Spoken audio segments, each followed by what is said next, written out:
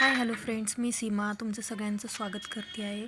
आज होती दीप अमावस्या, तर मी आज उंबऱ्यावर लेपन केलं छानपैकी आणि त्यानंतर छानशी रांगोळी काढली. मला उंबऱ्यावरच रांगोळी काढायला आवडते आणि ती उठूनही दिसते. डार्क बॅकग्राऊंड असल्यामुळे ते अगदी उठून दिसते आणि मन प्रसन्न होतं आणि उंबऱ्यावर पायी दिल्या जात नाही हे मेन कारण असतं. तर असे छानपैकी पावलांचे 2 ठसे मी उमटून घेतले, जे की मला खूप आवडतात. अगदी आखीव रेखीव आहेत ते छाप. नंतर मी छानसं फूल काढून घेतलं आणि अशी काहीशी रांगोळी काढली. हे मी दर अमावस्येला करते आणि मनाला ते अगदी छान वाटतं आणि घर अगदी प्रसन्न वाटतं. संध्याकाळच्या वेळेला तर खूप छान वाटतं हे.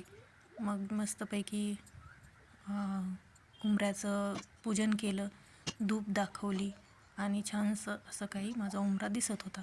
मग सर्व दिव्यांमध्ये तेल घालून घेतलं आणि अशा प्रकारे मी दिवे लावले. समया मी शोधल्या पण मला सापडल्याच नाहीत आणि अशा प्रकारे छानशी मी मन लावून पूजा केली आणि मग संध्याकाळी मुलींची दृष्टही देखील काढली आणि मुलींनी देखील आमची दृष्ट काढली, मम्माची, बाबांची.